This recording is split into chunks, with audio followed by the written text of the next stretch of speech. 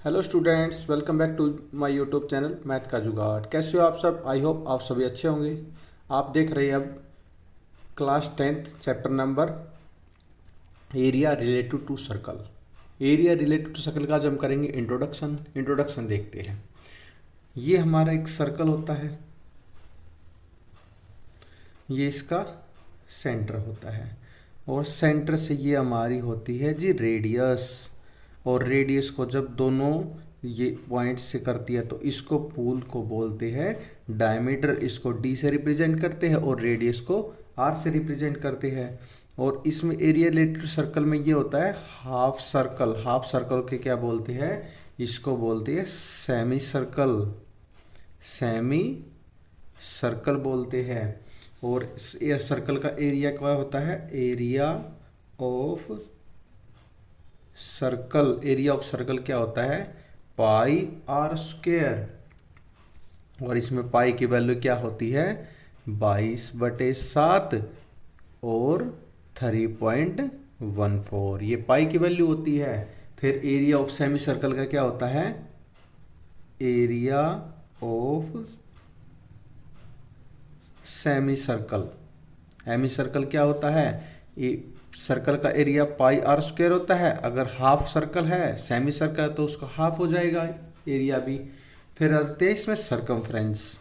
जैसे ये एक हमारा स्क्वायर की फॉर्म है, इसकी साइड स्क्वायर की सारी साइड इक्वल होती है। क्या है ये?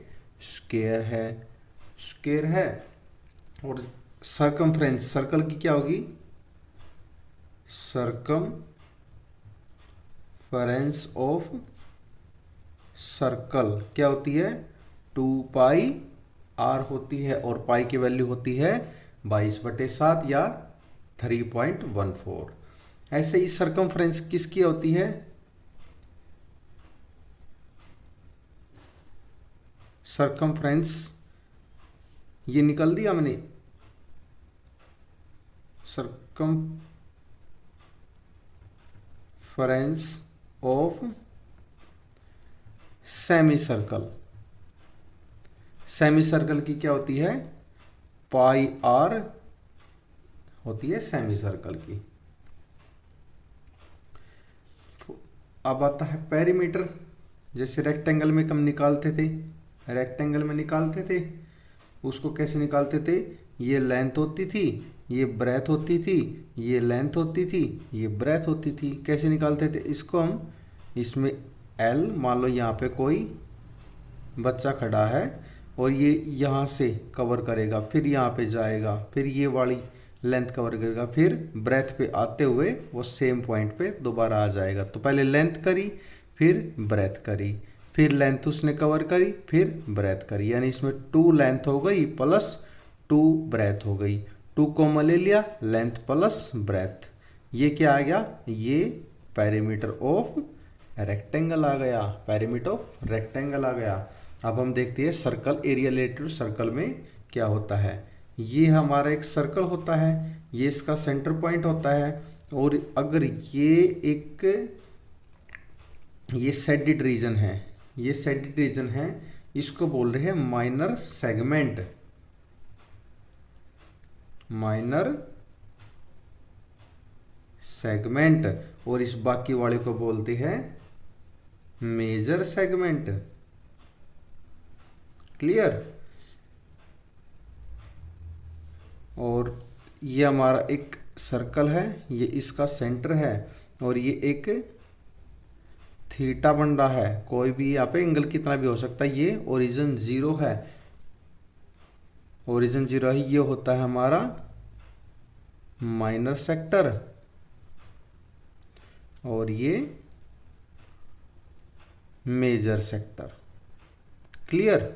अब हम देखते हैं, ये हमारा एक सर्कल है, सर्कल है, ये कोई भी एंगल बना रहा है, मान लो थीटा बना रहा है, ये ओरिजिन है। ये बताया हमने, ये माइनर सेक्टर होता है, माइनर सेक्टर होता है। और एरिया ऑफ माइनर सेक्टर कौन सा होता है? एरिया ऑफ माइनर सेक्टर, इसका फॉर्मूला क्या होता है? Theta upon 360 into pi R square. ये क्या है, माइनर सेक्टर निकालने का फॉर्मूला है। और area of major sector, major sector formula क्या होता है, 360 minus theta upon 360 into pi R square. ये क्या होता है, ये मेजर सेक्टर का एरिया निकालने का होता है। माइनर सेक्टर का कौन सा होता है, theta upon 360 into pi R square. Area of major sector क्या होता है, 360 minus theta upon 360 into pi R square. ये कौन सा था, ये मेजर सेक्टर निकालने का है, ये है मेजर सेक्टर निकालने का।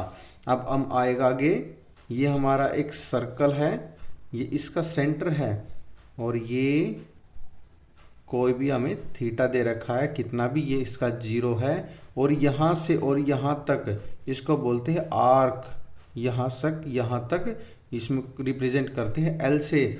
और लेंथ ऑफ आर्क निकालते हैं LENGTH ऑफ आर्क। कैसे निकालते हैं, theta upon 360 into 2 pi R, यानी थीटा कोई भी हमें गिवन होगा अपॉन 360 डिग्री, क्योंकि ये 360 रोटेट करता है, into 2 pi R. 2 pi R किसका होता है, ये सर्कमफ्रेंस का फॉर्मूला होता है। अगर यहाँ पे थीटा की वैल्यू कुछ भी हो सकती है, और अपॉन 360 इंटू 2 पाई आर, ये इससे क्या निकल जाएगी, लेंथ ऑफ आर्क निकल जाएगी। ये हमें आर्क निकालनी है, यानी इसको रिप्रेजेंट करते हैं L से। Thank you.